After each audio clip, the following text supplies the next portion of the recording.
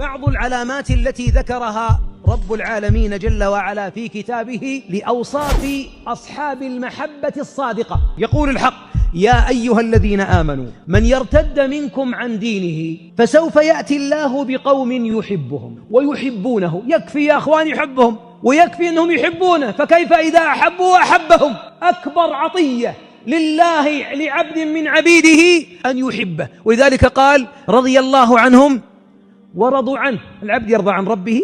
أنت عبد، لو عذبك فبعدله، ولو أدخلك الجنة فبرحمته، لا حول لك ولا قوة، ولو جلست العمر كله ساجدا ما كافأت نعمة البصر، ومع ذلك من كرمه يحبهم ويحبونه. لاحظ علامات من سيأتي الله بهم إذا ارتد أحد عن دين الإسلام. المنة لله، ما هو لنا.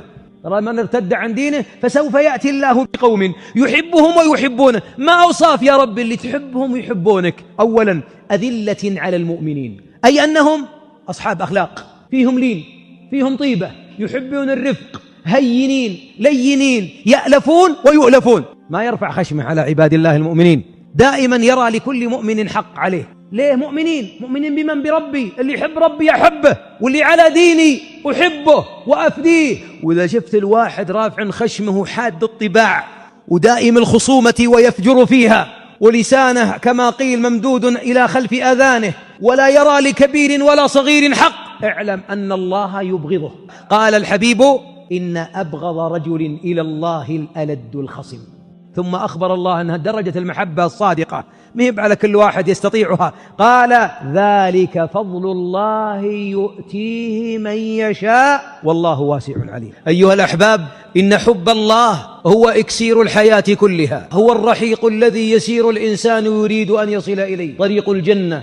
حب الله نور يضيء الظلمات لك في الحياة، ولكننا معاشر الأحباب في الدنيا كل يزعم محبة الله، وقد فضح الله المحبين بميزان من أعظم الموازين: قل إن كنتم تحبون الله فاتبعوني يحببكم الله.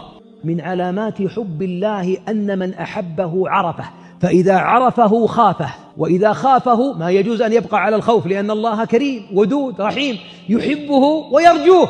ولن تصل لحب الله أيها المبارك إلا بمعرفة الله. كيف نعرف الله؟ كما تعلمون، تعرفه بالنظر في الدليل الشرعي السمعي والدليل الكوني، ويعيش العبد تفكرا في الحياة حتى يعبد الله كأنه يراه. من كان يعبد الله كأنه يراه هذه منزلة، إن لم تره فاعبده على أنه واستصحب أنه هو يراك.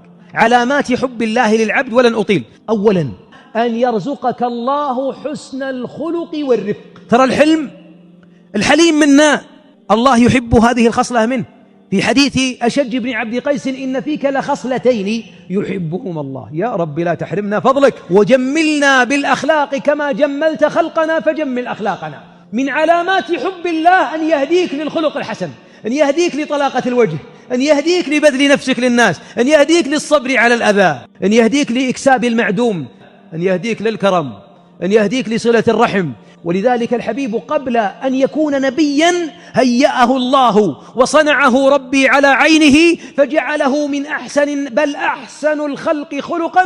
فلما أتى من غار حراء قال: زملوني.